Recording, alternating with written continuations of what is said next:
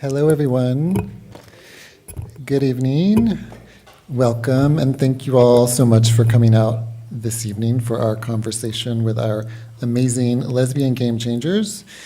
This is one of many Women's History Month programs we have going on in March. Check out sfpl.org/events for the full list or pick up the March newsletter. My name is Kevin Darling, and I'm the LGBTQIA Center librarian here at the Main. And before we begin the program, I have a couple of announcements and thank yous. And I will begin with a land acknowledgement. This is Ohlone land. The San Francisco Public Library acknowledges that we occupy the unceded ancestral homeland of the Ramaytush Ohlone peoples, who are the original inhabitants of the San Francisco Peninsula. We acknowledge that we are the uninvited guests, and we affirm their sovereign rights as First Peoples, and we wish to pay our respects to the ancestors, elders, and relatives of the Ramaytush community. I would like to encourage you to visit the Hormel LGBTQIA Center on the 3rd floor of the main library, which is the gateway to the library's broader collections documenting LGBTQIA history and culture, with a special emphasis on the San Francisco Bay Area. Our new exhibition, The Coquettes, Acid Drag, and Sexual Anarchy, just opened on March 12th, and it runs through August 11th.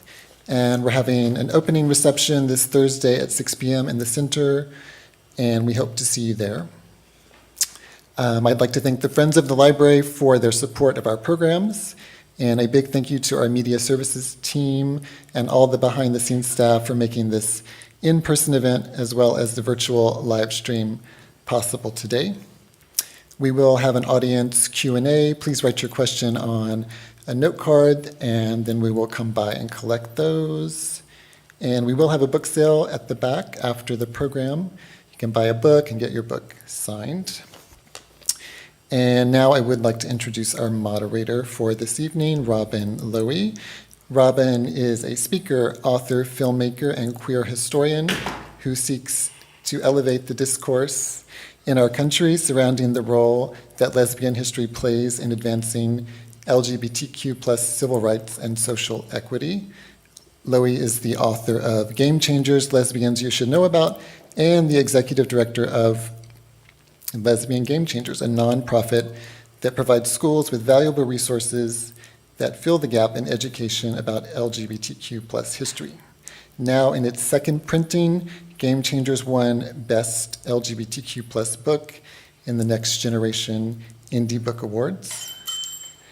As a pioneering queer parent and an activist, Lowey's work focuses on LGBTQ+ achievements that have advanced a more inclusive society while seeking to address the unmet educational needs of a culture that continues to oppress queer people.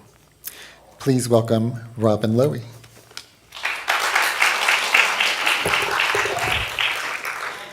Hi, you guys. I'm so glad you made it, and thank you, Kevin. Kevin Darling has been an incredible support throughout this process, and when I think about how lucky we are to live here with this kind of a library in our backyard, it is just amazing. We have a gentleman in the back. Wow. Anyway, I wanted to also say I'm honored to share the stage with these three women. This is Olga Talamante, Carla Trujillo, and Crystal Jang, all featured in my book, and we're going to hear a lot more from them. I want to thank you all for coming, first of all, because I know you had to put down your Wordle and your pickleball paddle to be here. Anyway, so without further ado, I wanted to show a quick film that will explain a lot about what we're doing and what this whole thing's all about. So it's very short, I promise.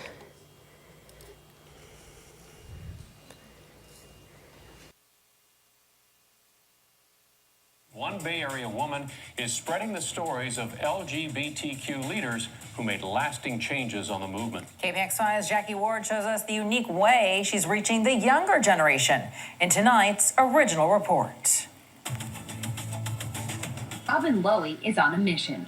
Her dining room table is stacked with copies of her new book, Game Changers, Lesbians You Should Know About. I got the idea that I should be the one to create this fun book about lesbian heroes that are living, who created queer culture now, and they're sort of the people that young people today should consider as their heroes.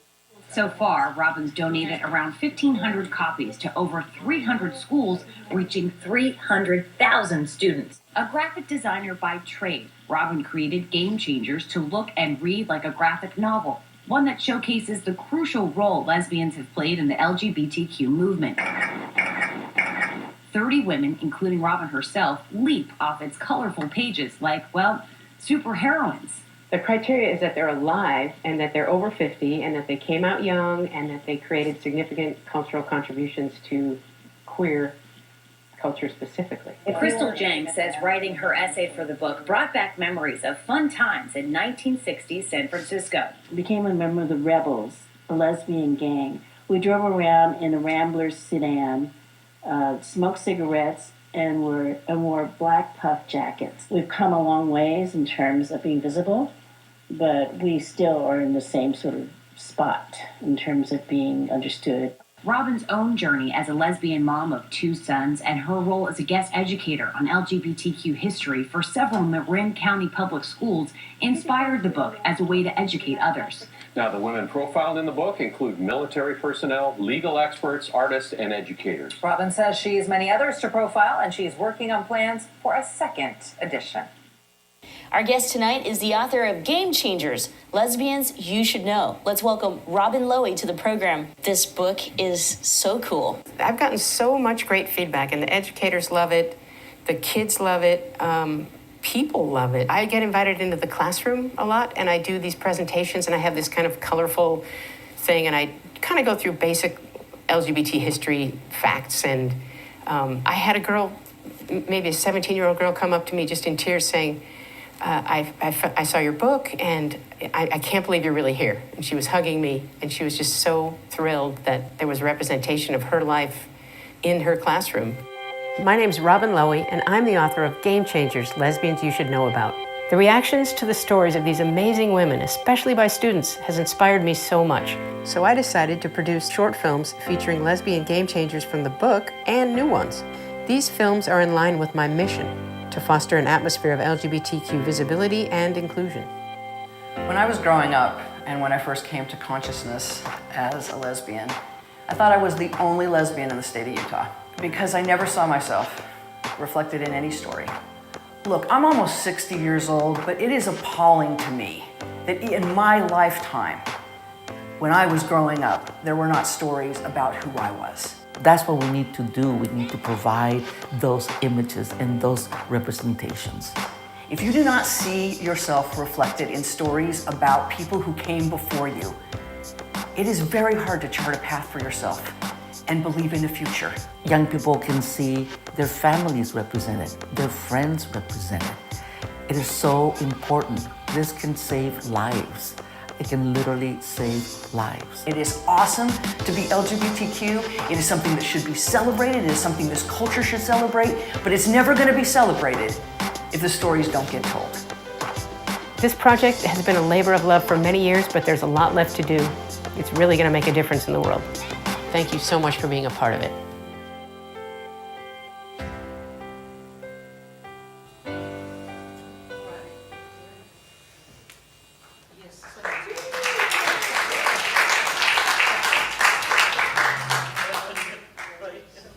Kudos to my partner, who is the filmmaker, cinematographer, editor, all-around champion. And if you see her skulking around here, be nice to her, because I love her and she's nice.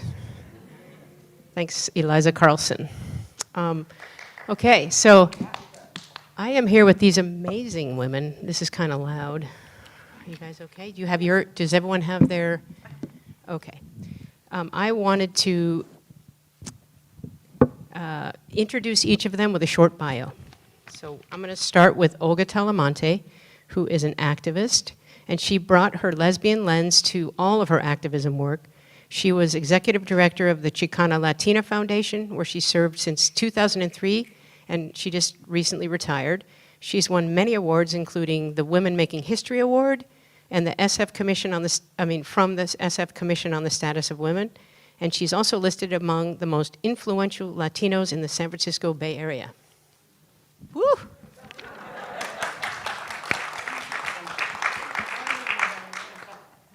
Let's go in order. Okay. So Carla Trujillo is an editor and an author, and she is the editor of 2 groundbreaking anthologies. Chicana Lesbians, The Girls Our Mothers Warned Us About, 1991, and Living Chicana Theory, 1998, that both garnered prestigious awards and made quite an impression on me personally. Her 2003 novel, What Night Brings, a book I loved, won the Marmol Prize focusing on human rights and the Latino Literary Foundation Book Award, and her latest novel, published in 2015, Faith and Fat Chances, was a finalist for the Penn Bellwether Prize for Socially Engaged Fiction. How about that? How about that? Crystal Jang is a community bridge builder, a 4th-generation Chinese-American and elder activist. She has spent the last 6 decades dedicating her life to pushing the boundaries of API queer visibility. One of the first out educators at the San Francisco Unified School District, Jang is also co-founder of Older Sisters in Solidarity, Oasis, and Asian Pacific Islander Queer Women and Trans Community, and the Red Envelope Giving Circle. Welcome, Crystal. There's so much more. These are very small for how big these women really are, but that's just a start. So I wanted to introduce one at a time and give them a chance to speak a little bit about why they qualify to be lesbian game changers and a little bit about their lives. So I'm going to start with, who's my first victim? Let's go in order. Olga. Olga, she spent her formative years in a farm worker labor camp in Gilroy, California, some of her impressionable teen years or early preteen years. And this really informed her political consciousness. She became a lifelong activist. She's still working very hard on the front lines of very important issues. She's a community leader, and I'm really proud to call her my friend. And I'd like to hear more about your life and how you became a lesbian game changer. What you've done to create queer culture and help the movement. Thanks. Thank you, Robin. These are not on now. Okay, good. Thank you, and just want to say again, in terms of your book, it really is so important, and I'm so glad that it is in all of the various schools that it has gotten to.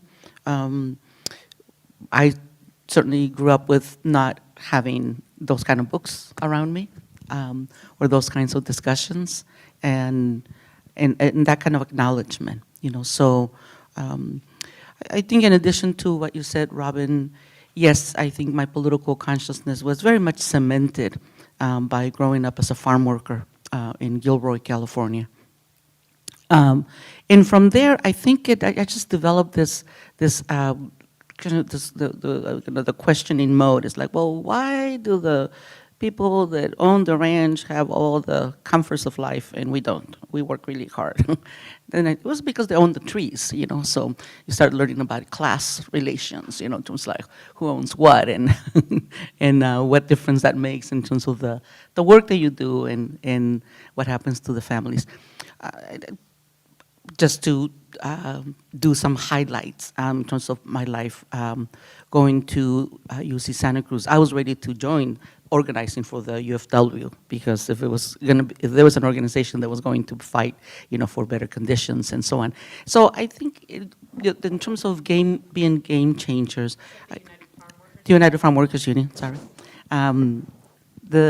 being game changers, I see myself more that I was able to join movements that were game changers. Yes, I played my role, but definitely joining the United Farm Workers Union, then joining the student movement, the Chicano student movement, definitely made progress there in terms of representation, for Latinx students especially. And then continuing to learn about the world and seeing that inequities just lived everywhere. I happened to go to Argentina, where I was a political prisoner for 16 months after having been an organizer, and I was able to be released because of a grassroots campaign that took place. This was in the 70s. And from there, I went on to Washington, D.C., to cut off the military aid to Argentina, because I knew firsthand how repressive the government was and what was happening to their people. So that's part of like changing the policies, right? I mean, that's how you be, in terms of being a game changer. It can happen in many different ways. I think one is changing policy, and I think that's what we need to do, and that's why I was part of the board of the National Center for Lesbian Rights, because it was absolutely changing policy. And you also do it by changing people's hearts and minds, right? By dealing with the cultural elements. And I think that, I know that we don't have a whole lot of time, so I'm going to stop soon, but it's the current moment in terms of the social reckoning and the social justice reckoning is such an important moment right now. So I see myself as having been a game changer by being in the movements that create change. And I think that I'm proud to have been part of those movements and to continue to be part of the LGBTQ movement, of the solidarity movement, of the Chicano movement, and of the awareness movement, right? I mean, it's just like, what can we say about it? We can do the list of everything that is going on. But I'll talk a little bit after my colleagues here answer this first question about becoming a game changer. I think it's like, sometimes I think you may have some choice in some things. I don't think I had a choice, so I don't give myself that much credit, because it's like, how could I not try to change what I was seeing around me, both in terms of my upbringing and the social conditions, and how could I not try to change to see the attacks on our LGBTQ community, and especially right now against our trans community in particular. So how can I not? I have to have that hope that we can change things, and I think and change is a big word here. And how can I remain, on the sidelines when the children that have been separated at the border over 4 years ago remain separated, And so, I think if you want to be a game changer, then you just like step right into it and do your thing, for whatever needs to be done. Thank you, Olga. That's wonderful. You mentioned NCLR, and I'm remiss in acknowledging that both NCLR and our family coalition played a part in this event and very much helped promote it, and are co-sponsors. So there's that. All right, I wanted to introduce our next panelist, and we've already had a brief introduction, but Carla, I've known her for a while, and I want to tell a quick anecdote about the time that I took my son on a college tour, and we ended up at UC Santa Cruz. Anyway, we were at UC Santa Cruz, and we saw a beautiful mural, and it said, "Chicana lesbians, the girls your mothers warned you about." And I was like, wow, that is the, of course, the name of the anthology that she edited that's just so groundbreaking. And I said to my son, who's kind of a lesbro and a good feminist, and I said, you have to go here. And unfortunately that didn't happen, but Anyway, onward and upward with Carla's story and your game changer status. So I think that what I started doing was writing. I met Cherie Moraga and Gloria Zaldúa at a conference when I was in graduate school. And they had just finished editing this bridge called My Back, and I thanked them for doing that. And I said it was so helpful and inspiring to me. And they said, no, now you go home and write. And I said, oh, no, can't write. I can barely write. And they're, no, go home. So I went home, started writing, and I realized it was basically saving my life because I grew up very poor and went to UC Davis and then Wisconsin for graduate school. So everything in Wisconsin was white. The people, the snow, the everything. I felt myself disappearing. And I felt like, like there goes an arm and there goes a leg. And it was just this weird, strange feeling of disembodiment. Anyway, so I started writing and I wrote more and more and more. And I became very inspired to do more and see more representation of who we are in this world. And so I edited, I met Norma Alarcon, and she encouraged me to go ahead and edit a book on Chicana lesbians. And so I did, not knowing what I was doing. And it was really funny because that cover, that original cover of Chicana Lesbians, had La Virgen de Guadalupe on the back. It was Esther Hernandez, who's a fabulous local painter. It was one of her paintings. And she had painted La Virgen de Guadalupe on the back of a woman. And then she's looking over behind herself. And that cover caused so much hell. And a lot of people, it's so wonderful that it was on a mural in UC Santa Cruz. And I was shocked when I saw it. So anyway, a lot of people just didn't think that Chicana lesbians could have access to a religious icon. So I was so inspired, I wrote an essay about Chicana lesbians and La Virgen de Guadalupe. And I ended that essay about what if La Virgen de Guadalupe was my girlfriend. So how I would treat her, I'd treat her a heck of a lot better than, Joseph would or anybody else, who was, or anybody. And I thought, so I wrote about it. And anyway, that was fun. So, but I was getting a dissertation. I was doing a dissertation in Wisconsin, and I started talking to faculty, and I said, how is it that you interact with people of color and women? Talk to me. The door's closed. I'm taking no notes. And they started spilling their guts to me about how they didn't know how to interact with people of color in the classroom.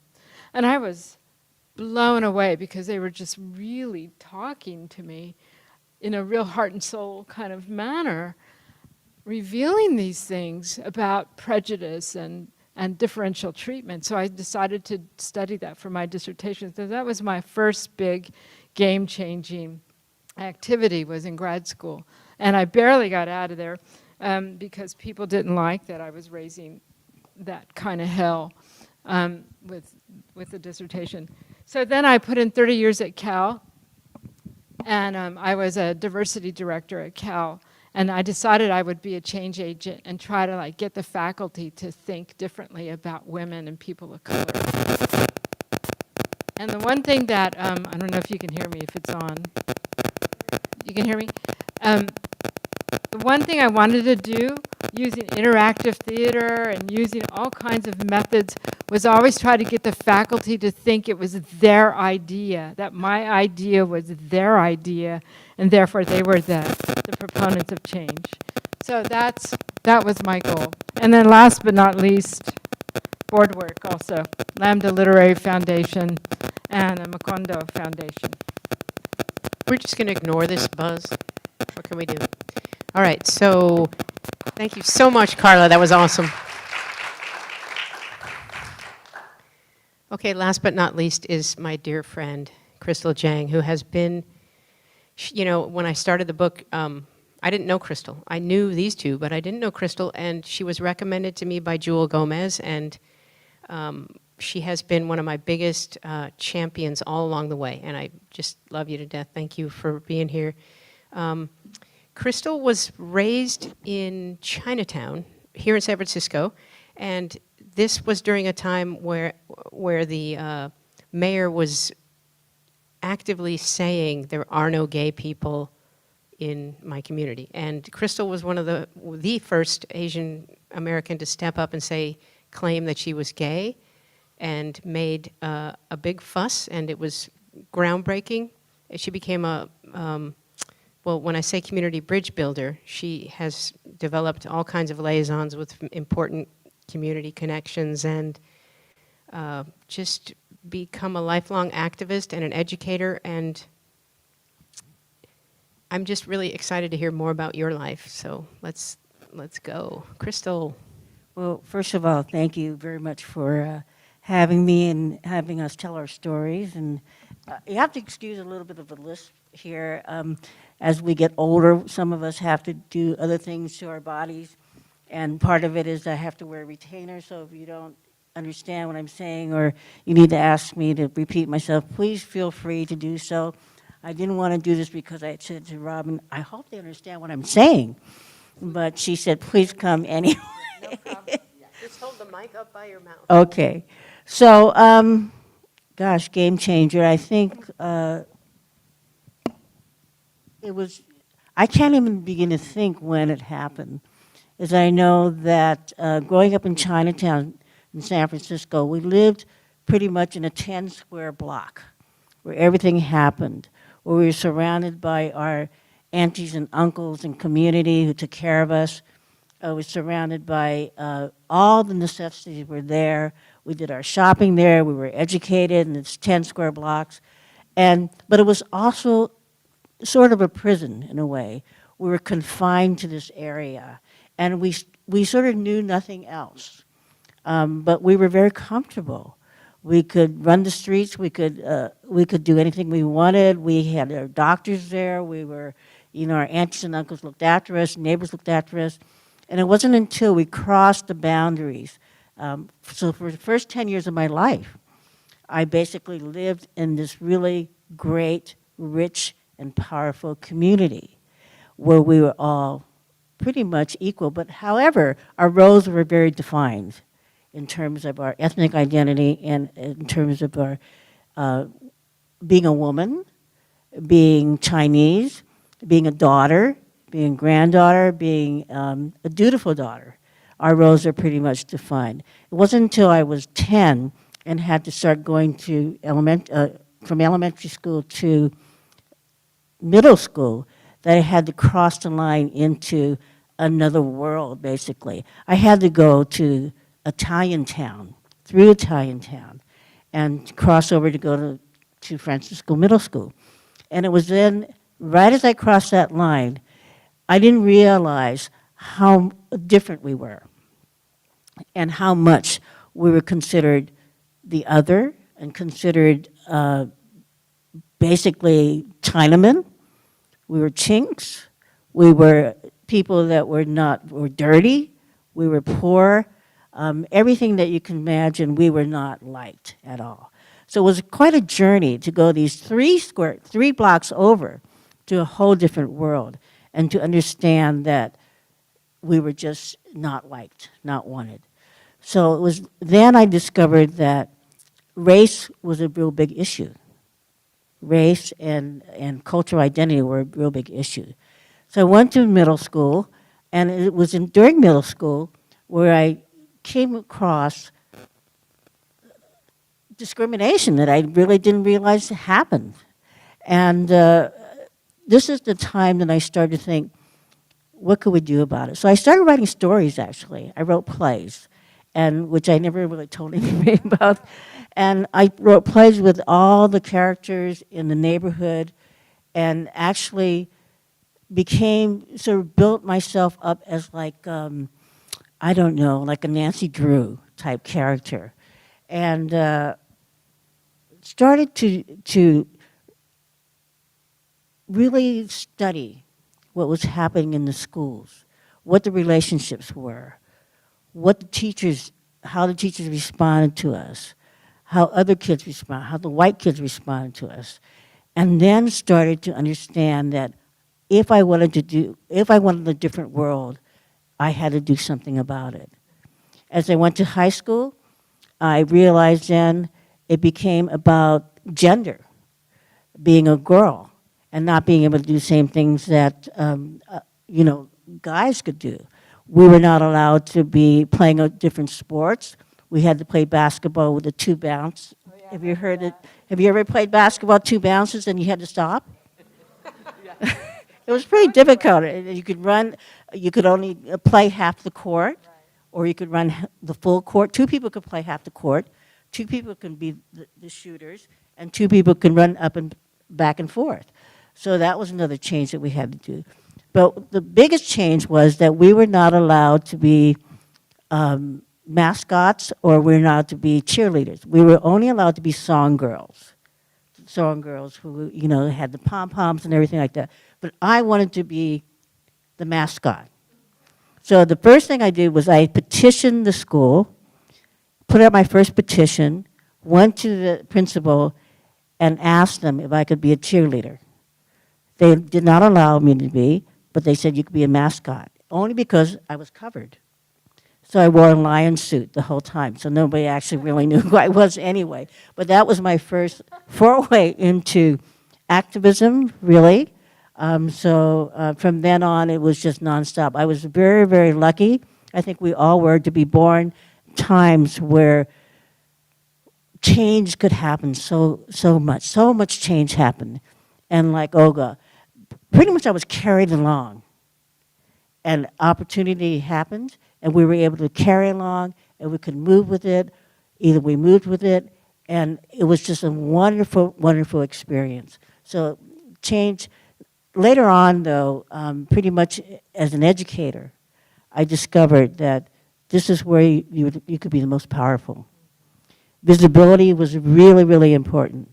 Visibility as a lesbian, visibility as an Asian lesbian was the most important thing. So for myself, pushing the boundaries of visibility across all the lines was what I needed to do and what I wanted to do. And that's what I've done my whole life. Oh, thank you, Crystal. Wonderful. Well, I think in order to stay on schedule, being that we started a little late and that went a little long, why don't we take just a little less time to talk about what we're doing now and why it matters, why it's important, and then we can move on to the juicy questions and have plenty of time for that. So how about that? We maybe 2 to 3 minutes each on why what you're doing now is important, and tell us a little bit about what's new with you. So let's start with Olga. I mentioned about the children at the border, and I have postcards that in the back that if any of you can sign would be great. Let me tell you why the postcards are important. A year ago, when the Biden administration came in, the children at the border had thousands of them had already been separated from their families. When the new administration came in, he formed a task force. The task force is made up of the most important agencies in the government: Homeland Security, Health and Human Services, the State Department, and the Justice Department. That task force was formed a year ago. They have reunited 100 children. So this is what has spurred us into action again. I'm serious. Based on their latest report, there's still over 1,200 children from 4 years ago that are still separated. And I know that we all, I mean, my heart just breaks, right? And yours probably does too. And at the same time, it's not in the news. It's not anywhere for us to find out information about it. So our Caravan for the Children, which we formed 2 years ago, is back on it again. We're back on the Caravan because we say we have to do one last push. And so these are postcards. They're in the back, together with the books that you're going to buy, the Lesbian Game Changers book. And these are directed to the task force. And we're saying, task force, do your task. Task force, do your job. And so that's a big part of what I have been involved in this last period of time. I continue to be active in boards, Green Lining Institute, Concilio San Mateo County, and the Chicana Latina Foundation that I retired from a few years ago. I was also, besides NCLR, I also served on Horizons Foundation. I know we have some folks here from Horizons Foundation and was able to be co-chair there. And you know, and when you work in a board, you're not the game changer, but again, you can be part of what can create change. With NCLR, I think we really instituted what was called an intersectional lens at NCLR. And then with Horizons Foundation, I think the programs that they have been and organizations that they've been supporting absolutely reflect the diversity within our communities. And I'm very proud of the work that we did there to make that happen.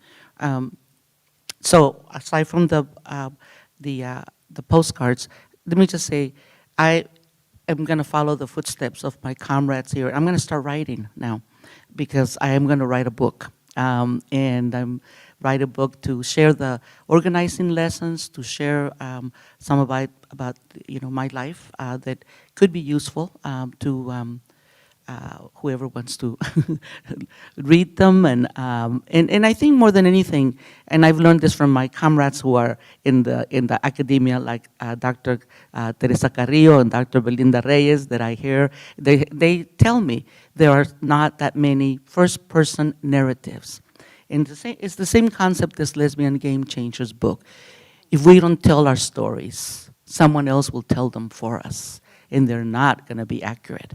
And so this is also part of my commitment then to be able to tell my story and the story of the people that were part of the committee, a grassroots committee that no one would have thought was going to free a woman that was in a prison in Argentina for 16 months, and they did it.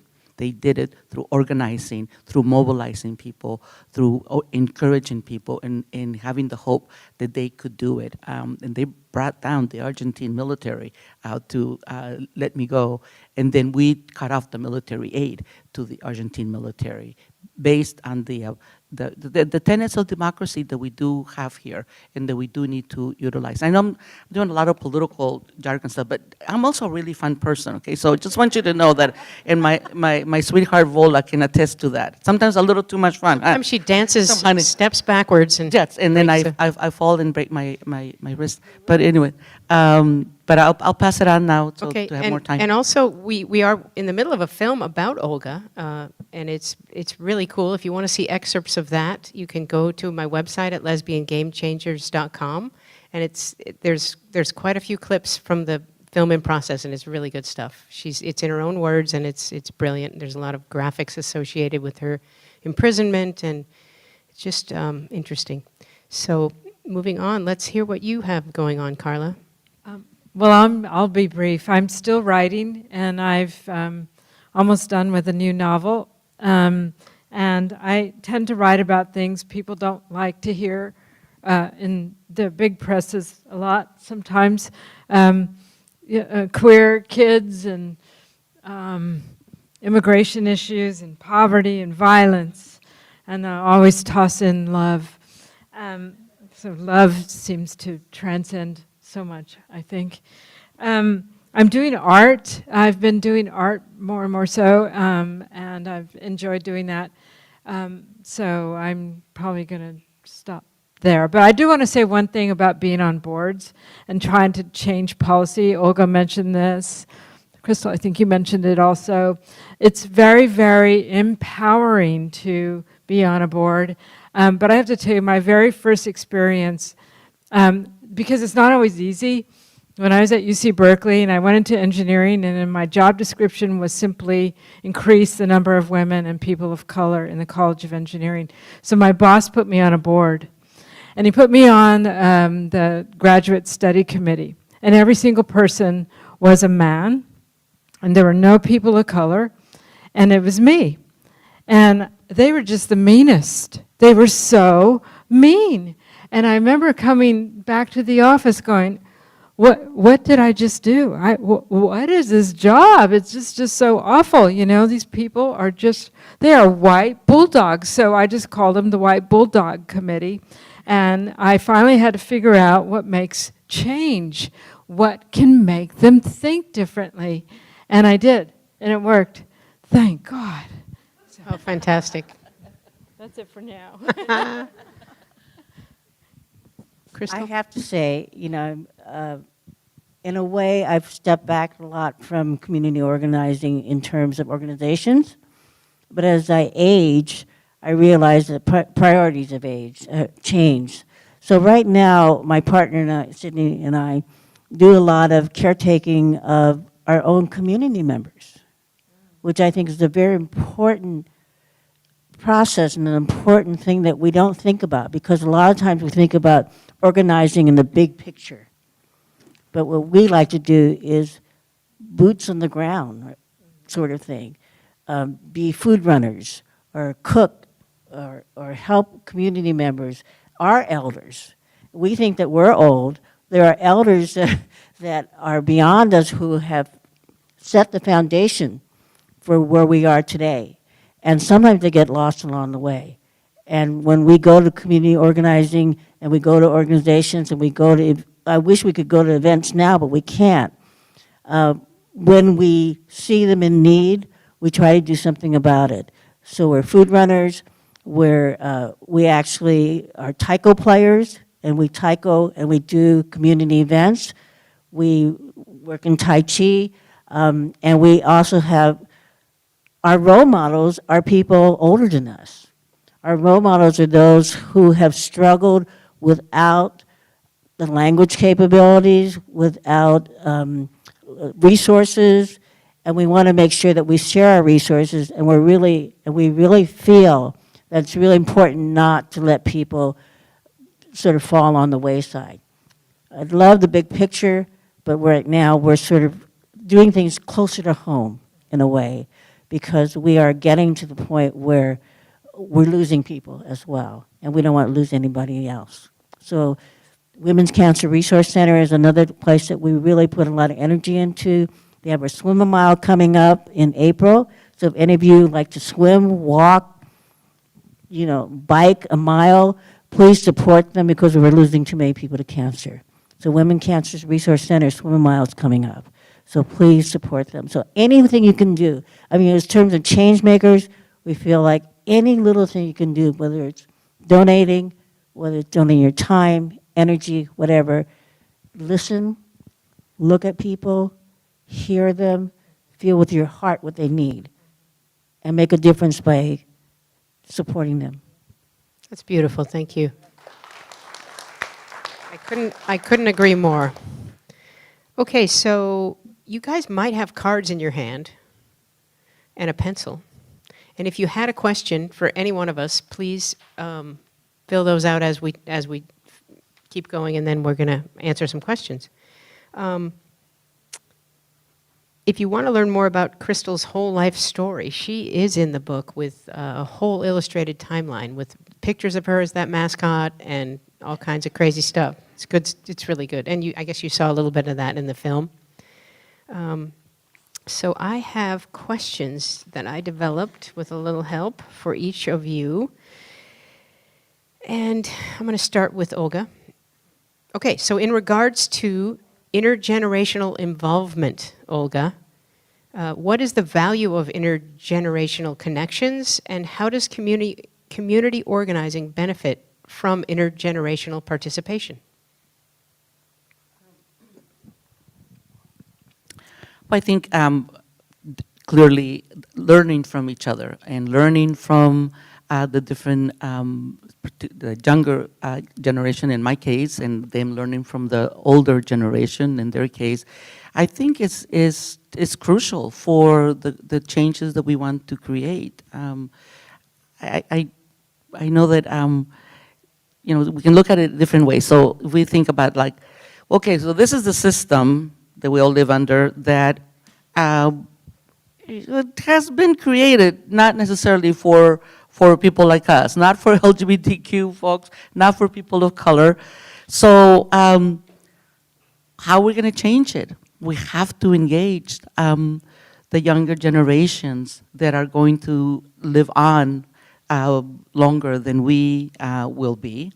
And that's just a fact. I know that I have lived longer now than I'm going to live on forward. And I remind the young people that I work with, and I've been so blessed to work with young people for most of my professional career, because before Chicana Latina Foundation, which works with Latina college students, I worked with Enrose, and that was also working with students of color that wanted to go into business and community leadership. And then recently, the caravan organizing that we've been doing, it's really, like what you're saying, Crystal, because it's you know, it's on the ground. We're actually trying to save these kids' lives by doing some of this work, and it's very intergenerational. I think I'm the oldest person in the group, and we have some of the young, very amazing young leaders within the Chicano and Chicano movement.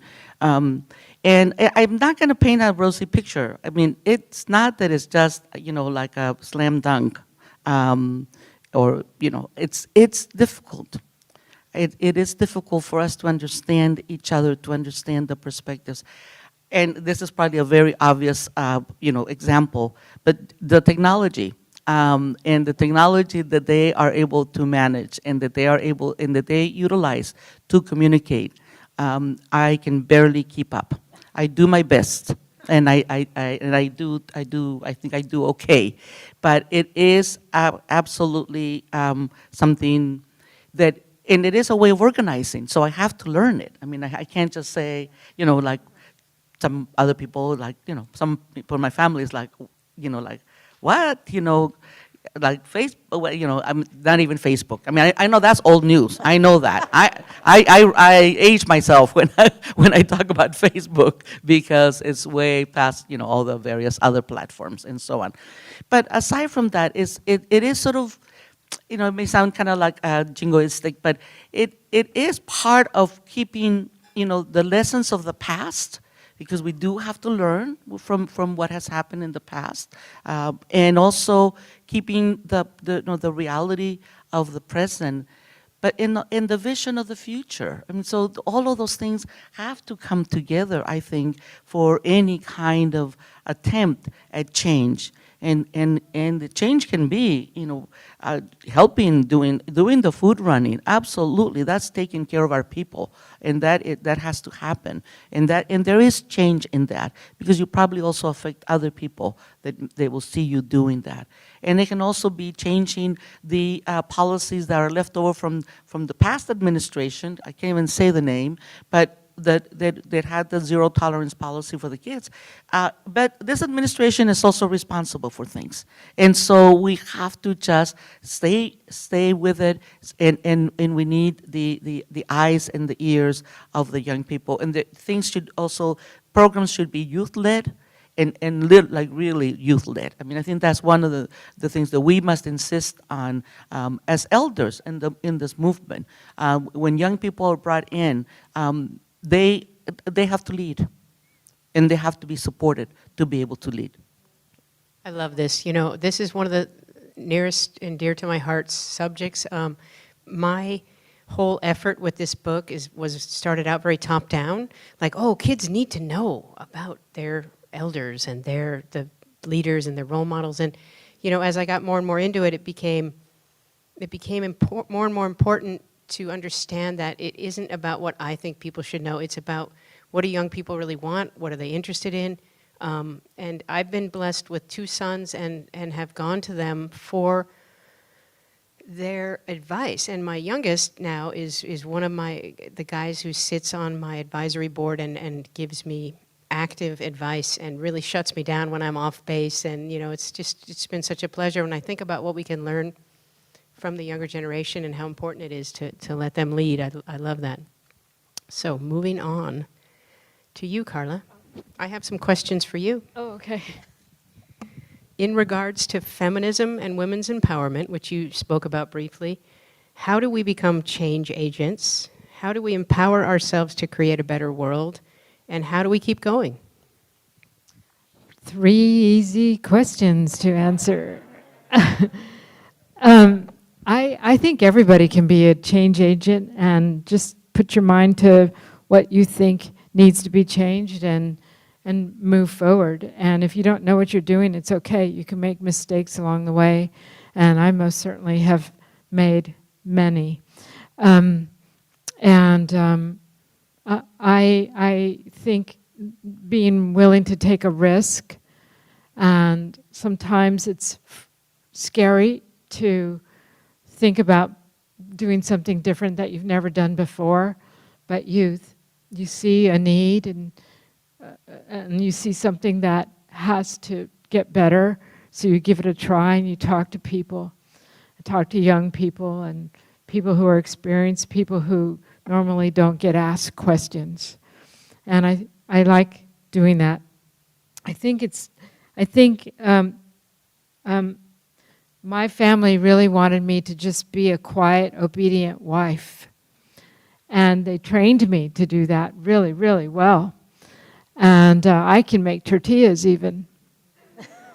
Yes, I can. But I had a different idea about how I wanted to be. And I'm telling you, even now, I think they just want me to shut up. And they wish I would just be quiet and not raise hell. But, that wouldn't be me. And I also think that I told myself at around, I think the age of 16 or 17, that I had to honor myself. Growing up with a lot of duress, a very difficult family environment, I said, you know what, if I don't honor myself, no one will. Only I can honor myself, and if I can do that forever, perhaps I could also help others honor themselves.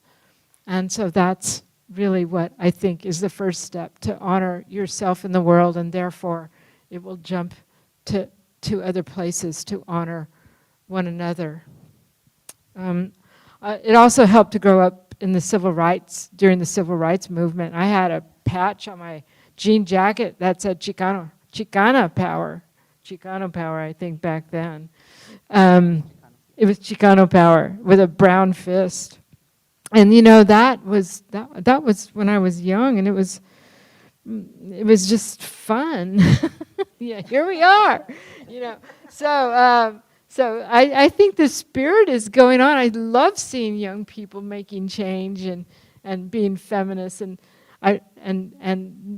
recognizing their rights in this world. And I love having allies, and I was surprised with the necessity of allies and the importance of allies. I continue to be inspired to find more allies and to find more personal growth in myself, so that I can try to keep moving forward. To answer that question, how do we move forward? So I hope that tapped into a few things. Thank you. I love what you're saying about allies, and I think about that it isn't so much the queers that are going to make these changes, it's our allies. I mean, we will do our best, but it's the allies that have a better upper hand on really changing things sometimes. So back to my kids' story, when I had my kids, I thought, oh my God, I'm bringing 2 young men in the world.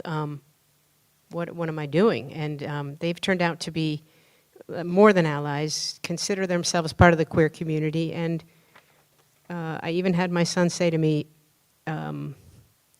Mommy, have you ever felt really bad that both your sons turned out straight? And I said, no, that's fine, that's great, because they're white, heterosexual, tall, successful men in the world, and those are the people that are going to have a voice that I can't have, and I demand to have that voice, but they just automatically get it. So it's kind of awesome. So let's bring more men feminists in the world. And Crystal, I'm excited to hear from you, and I have good questions. Okay, let's talk, where are we? Let's talk about queer culture and intersectionality. You're a queer, an elder, lesbian person of color. How do you prioritize any one over the other? And how do we bridge the queer generational divide?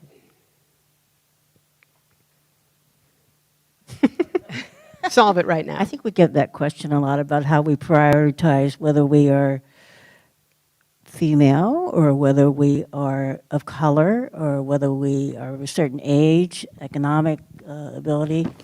But I think definitely what I stated is I can't. I can't separate it out. It's so difficult to separate out. That when our experience of life in the world is combined, I'm often asked, what kind of discrimination is the worst? And how can you separate out which is the worst or whatever it is?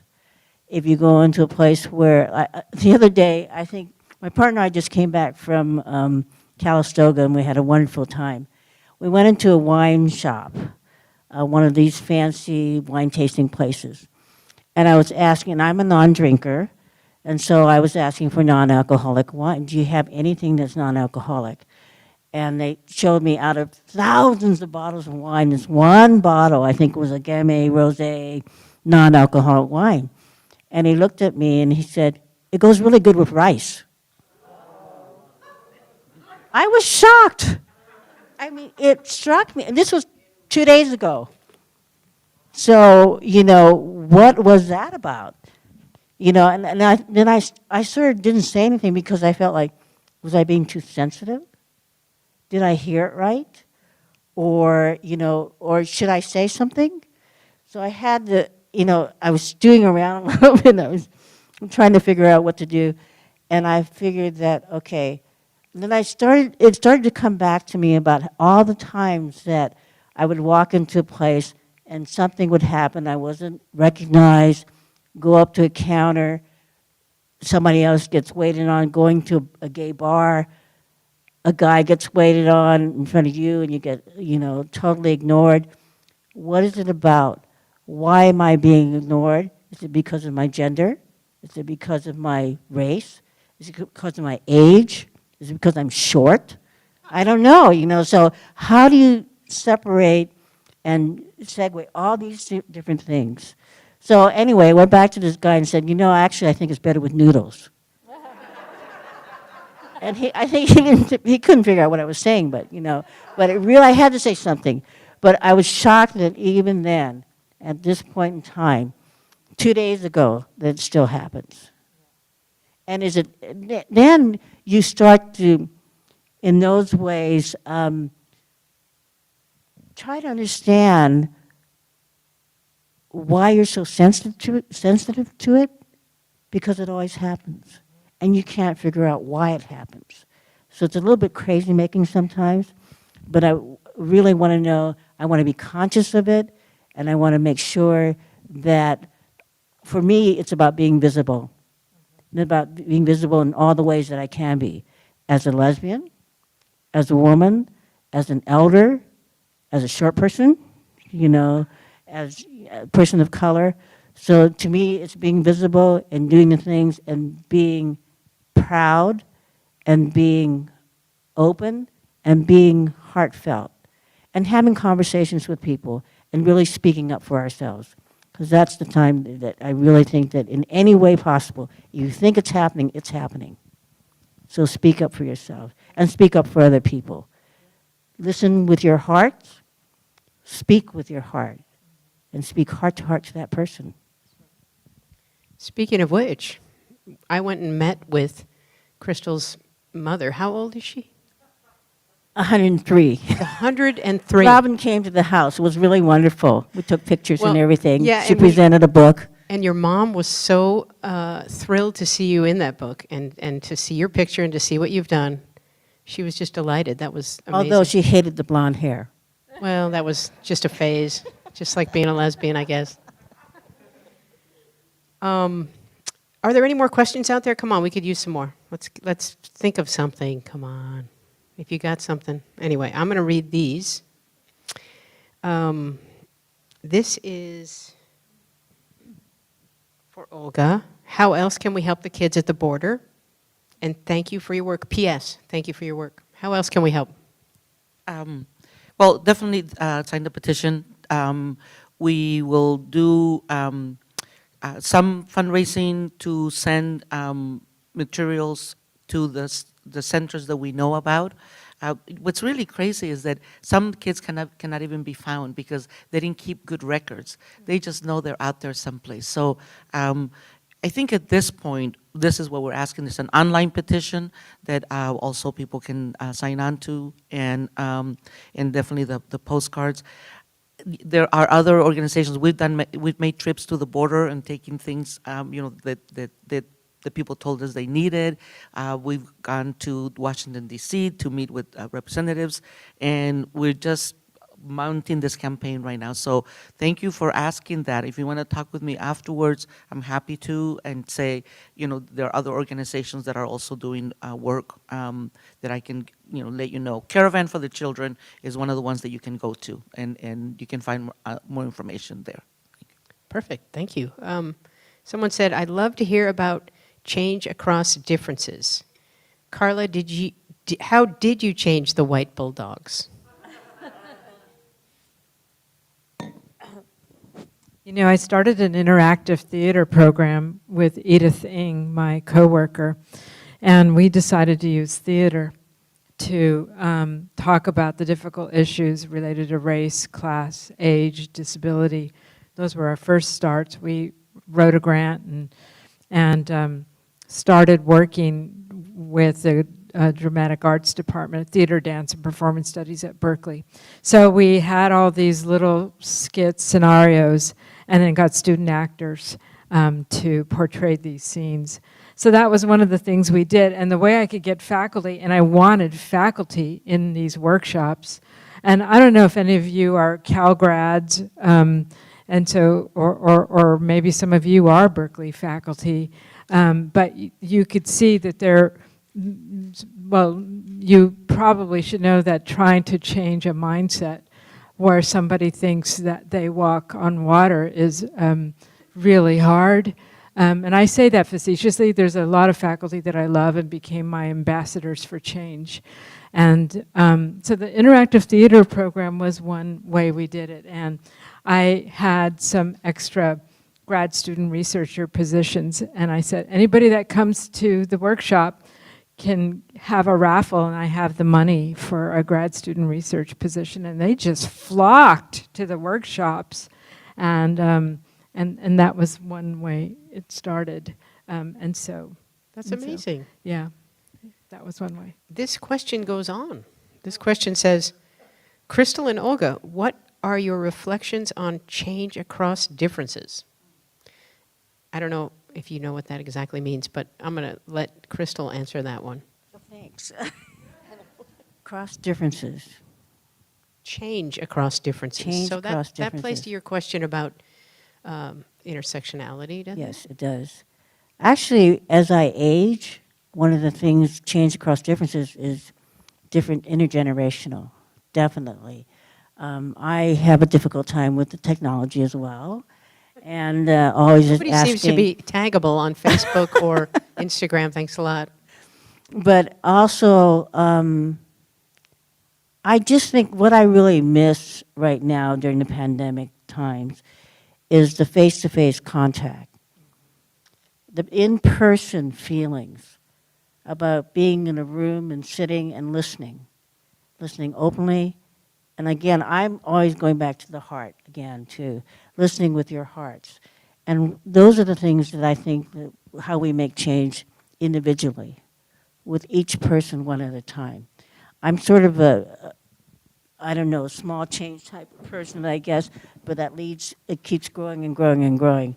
But if I can sit down in a room and speak with somebody, even if we have the most diverse opinions, I feel like it's my task to listen, my task to feel what they feel, and to have them feel what I feel. And that little bit, one person at a time, it may be really small, but that's what I really feel is the most important work that I can do right now. I started feeling a little modest when what you actually wanted to do was smash capitalism and smash the patriarchy, and smash homophobia. And so I think those are still my goals eventually, and I hope that whatever generation it may take. That's why I'm working with the young people, because I'm hoping that they will take up those banners. But in all seriousness, of course, we have to be practical many times and realistic and really try to figure out how is it that we can make those changes. And sometimes it can seem impossible.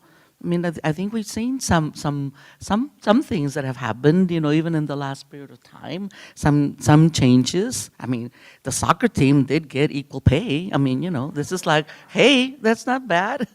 And I think there have been some changes out of the racial reckoning that we have seen, some changes, a lot of backlash. And so I think, unfortunately, I think this is it, is the progress and the backlash, and the progress and the backlash. Look at all the progress we felt we had made after, the Prop 8 and then overturning Prop 8, and then look at all the attacks across the country, about not even using the word gay. I almost feel like I don't think that's happening, is it? Is it really, and it's like, yes, it's really happening. It's really happening. And again, I mean, just the brutality at the border against the families, against our peoples from the southern part of the continent. I mean, it's brutal. And okay, want to talk about the world now? And talk about what is the geopolitical, dominoes, and how it is really the people on the ground that will pay for what are the designs of larger designs that have to do with resources and where the resources are located. But bringing it back, I think on the ground, as Crystal saying, is like, yeah, it is us with each other. It is us with each other, convincing each other, changing, across differences. It really has to do with us talking with each other and talking with some people that disagree with us. And I've had my share in my own family. And it's just an ongoing thing. And a little ray of hope, my little Trumpist little great nephew who is gay, this weekend, I know, it's like, this weekend said, Tia, I want to tell you something. I go, okay. They're like, okay, is it getting worse than those are your thoughts? No, he said, I'm changing my views. I read what you write. I talk to other people. It really was actually the most heartwarming thing. And it's like, because I have been suffering by having this person in my family, and I love him dearly in many ways. So this is, change across differences. A lot of times it actually really does start with the people closer to us, right? The people in our families, or our neighbors, or whoever we come in contact with, our colleagues at work. So, and I would add, I love your phrases of with your heart, Crystal. And in Spanish we have another phrase which is, with my heart in my hands, con el corazón en la mano. I come to you con el corazón en la mano, with my heart in my hand. And that's how vulnerable I'm being to share with you. And I just, following that thread. And I don't know if we're closing. I just want to say how great it is to be with the two of you, Carla and Crystal, and just feel like, hey, we still got it in us. We can still make some changes. And I'm inspired. Yeah, I'm inspired by the two of you. And I think we all do it, how we need to do it and how it makes sense for us. And also thank you again, Robin, for bringing us together. Thank you so much, you guys. This has been so great. I wanted to remind you all, I think we're about going to wrap up, that in the back table we have free Game Changers masks and these cute little lesbian pins and some beautiful San Francisco Library bracelets. And we are selling books, T-shirts, and some game cards. My original first book had a whole 17 or 18 lesbians and little game cards with their cool little illustration, and on the back was fun facts about them. And I have little packs of those, which are for sale. And there's an ebook also that's available. And again, I wanted to acknowledge NCLR and Our Family Coalition for stepping up to help co-sponsor this event. And if you are an educator or a librarian, we have books for free for you back there. And these women are going to sit down for a minute if you'd like to speak to them personally and sign books. and Olga's postcards are there. So please join us, and thank you again so much for coming. Really appreciate everyone showing up. Kevin's going to close us out. Kevin Darling. Thank you all again so much for coming out this evening, and thanks to our virtual audience as well. Thank you, Crystal, Carla, Olga, and Robin for bringing us this wonderful program. And yeah, we'll move to the back to buy some books, and we should exit the library by 7:45 at the latest. Thank you so much. Good night.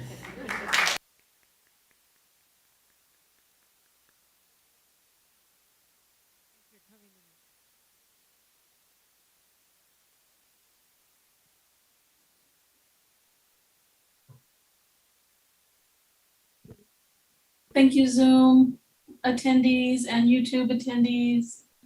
We wish you could be here with us, but we're glad you are here. It got dark